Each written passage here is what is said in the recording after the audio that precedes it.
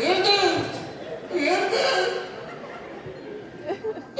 Hatta arvat bana mesaj verdi. Dedi ki eğer sen çörek kalınca gelirsen sağ git salamat kal. Senin şunun işin var, senin salamat kal. Ben o mesajı yazdı. Onu okudum muhakkak.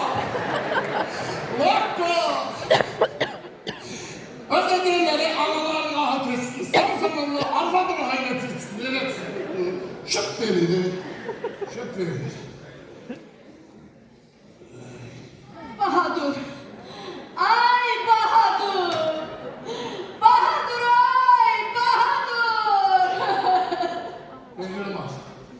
Ya kimse benim adımı tanır Bahadır.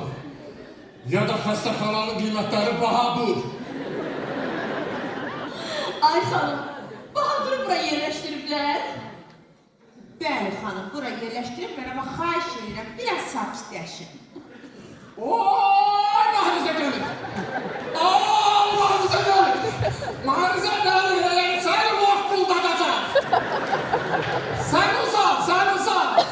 Artık gidelim. Özümüz gidelim. İşimize evlerde. Stratimize evlerde. Ben koyalım başını özümsün. Yani sen iş uzanadın burası.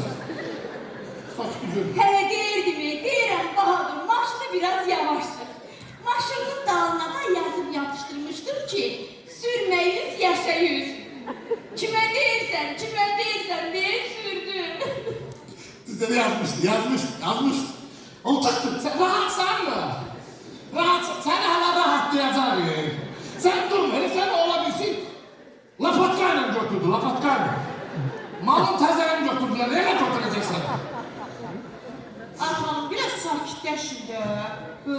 Xəstəxanada hamilə qadınlar var, onlara stres olmaz. Şimdi nasıl anladı? Benim başıma ne işler ha? Başa düşmədimi? Siz niyə Bahadır'ı doğum şöbəsinə yerləşdirmişsiniz? Xanım, xəstəxanada yer olmadığı üçün yerləşdirmişik bu palataya. Yaşıkta. Əsas nədə? Vəziyyəti necədir? Yaxşıdır? Yaxşıdır xanım, ümumən belə qənaət bəxşdir, amma bütün günü yatır. O elədir. O yatağandır. Evdə də yatır. Bax, inanırsınız, 2 dənə qabı yiyib gedənə qədər gedib görəm yatır. Hələ gedəndə deyirik, gəl gözləyəcəm. Görürəm ki, Bahadır nə gəzir? Bahadır dilən var, bugün yox. Sənət yoxdur. Yatar.